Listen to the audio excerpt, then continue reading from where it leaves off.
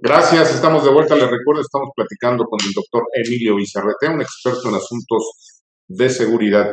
Doctor Bizarretea, pues otro tema que llamó mucho la atención fue una carta que le envió el presidente mexicano, pues al presidente de China, en el que le pide que le ayude para detectar pues el tráfico de fentanilo. Le responden que no, ellos no tienen pues ninguna información y que México no ha detenido a nadie sobre ese tema.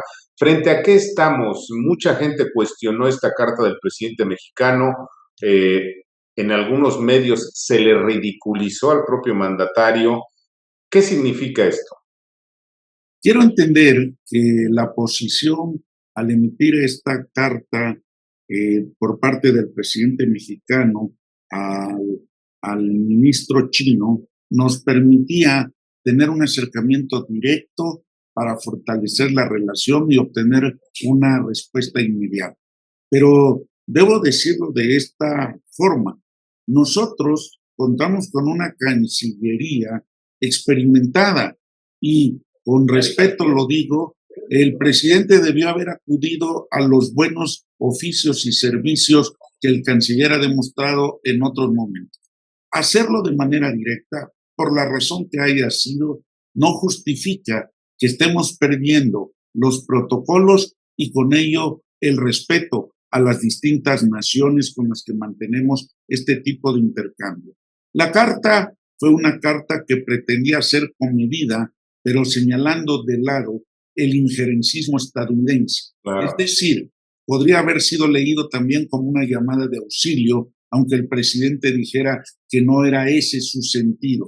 Sin embargo, el detalle es que la respuesta, que fue una respuesta de política exterior mucho más adecuada de el presidente chino, nos ha metido en un problema, porque lo único que hizo fue señalarlos. Ustedes no están cumpliendo con lo que son sus funciones y atribuciones. Claro. No solamente no han detenido a nada, no se han puesto de acuerdo adecuadamente con Estados Unidos. Y con todo respeto lo digo, ¿en qué cabeza cabe que un gobierno, como en este caso el chino, tendría que aceptar que ellos están contaminando al mundo y en particular por la vía de México a Estados Unidos? Me parece delicado, ingenuo y hasta cierto punto de una política triangular fuera de tono, del tono diplomático que se ha mantenido en nuestro país. Entonces, la respuesta es muy comedida, pero muy señalada en términos de nuestras fallas,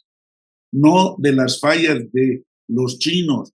Ellos tienen su comercio, existen elementos suficientes para decir, nosotros no hicimos el fentanilo, es cierto, el fentanilo lo hacen ustedes con los ingredientes que se están exportando para cuestiones farmacéuticas y a Claro. partir de ahí lo están utilizando y eso nos pone en entredicho de nueva cuenta para decir, pues sí se produce fentanilo en México, ¿qué creen? Y entonces, pues tenemos que tragar los sapos que nosotros mismos estamos creando. Ahora, ¿qué significa esta que en algunos medios, sobre todo de Estados Unidos, ya le llaman la guerra del fentanilo entre México y Estados Unidos? ¿De qué tamaño es este problema? Sabemos el número de muertos que ha provocado, sabemos la negativa de México, que no existe en México, sabemos la insistencia de congresistas de Estados Unidos que dicen que sí, etcétera. ¿De qué tamaño es el problema y a dónde nos puede llevar como país en la relación con Estados Unidos? Fíjese que en el contexto, vamos a llamarle, entre ambos países que están en procesos electorales ya, el problema para Estados Unidos no son exactamente los 100,000 muertos. Ellos, contemplando las características actuales de los registros pro fentanilo, están hablando de más de 400,000 muertos Ujú. en los últimos años. Es decir, ese es un tema muy duro y muy duro que tiene que ver en función de los conflictos mundiales. En ningún conflicto mundial han fallecido tantos estadounidenses en términos contemporáneos de los que están cayendo a raíz de esta narcodelincuencia que los está dañando.